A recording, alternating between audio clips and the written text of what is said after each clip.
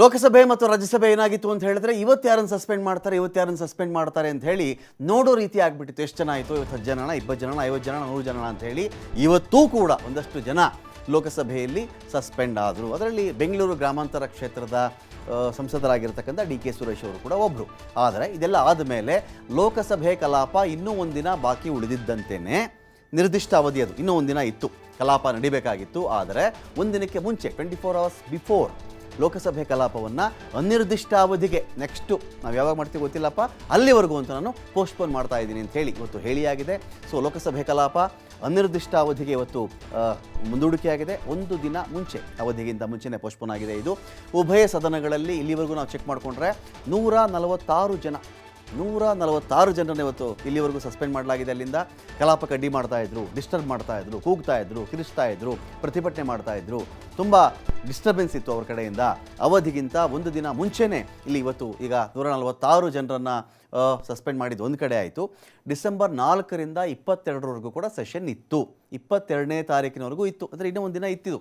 ಅದಕ್ಕಿಂತ ಮುಂಚೆನೇ ಇವತ್ತು ಲೋಕಸಭಾ ಕಲಾಪವನ್ನು, ಸದನದ ಕಲಾಪಗಳನ್ನು ಅನಿರ್ದಿಷ್ಟ ಅವಧಿಗೆ ಮುಂದೂಡಿಕೆ ಮಾಡಲಾಗಿದೆ. ಸಂಸದರನ್ನು ಇವತ್ತು ಕೂಡ 3 ಜನ ಎಂಪಿಗಳನ್ನು ಸಸ್ಪೆಂಡ್ ಮಾಡ್ತಾರೆ. ಸಂಸದ ಡಿ.ಕೆ. ಸುರೇಶ್ ಸೇರಿ 3 ಸದಸ್ಯರು ಕೂಡ ಇಲ್ಲಿ ಸಸ್ಪೆಂಡ್ ಆಗಿದ್ದಾರೆ. ಅಮಾನತು ಪ್ರಸ್ತಾಪಿಸಿದ್ದು ಕೇಂದ್ರ ಸಚಿವ ಪ್ರಹ್ಲಾದ್ ಜೋಶಿ ಅವರು. ಉಭಯ ಸದನಗಳಲ್ಲಿ ಇಲ್ಲಿವರೆಗೂ ಕೂಡ 146 ಇಷ್ಟು ಎಂಪಿಗಳನ್ನು ಅಮಾನತು ಮಾಡಲಾಗಿದೆ. ಸಂಸತ್ ಕಲಾಪಕ್ಕೆ ಅಡ್ಡಿ ಮಾಡ್ತಾ ಇದ್ದಂಥ ಆರೋಪದ ಅಡಿಯಲ್ಲಿ ಇಷ್ಟು ಸದಸ್ಯರು ಸಸ್ಪೆಂಡ್ ಆಗಿದ್ದಾರೆ.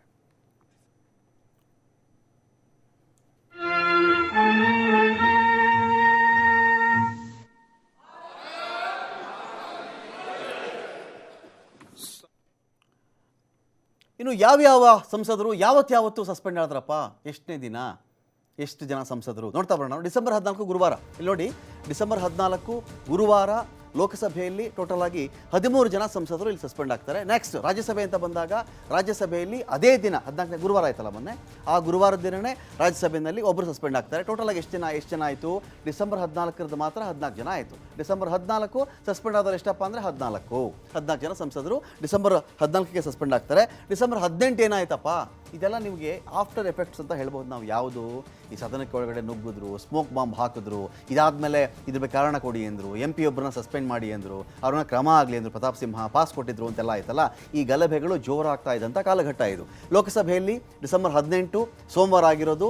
ಅಮಾನತಾದಂಥವ್ರು ಲೋಕಸಭೆಯಲ್ಲಿ ನಮಗೆ 33 ಜನ ಇಲ್ಲಿ ಸಸ್ಪೆಂಡ್ ಆಗ್ತಾರೆ. ಇಲ್ಲಿ ನೆಕ್ಸ್ಟ್ ರಾಜ್ಯಸಭೆ ಅಂತ ಬಂದಾಗ ನೋಡಿ, ಇಲ್ಲಿ 45 ಜನ ಅಮಾನತಾಗ್ತಾರೆ.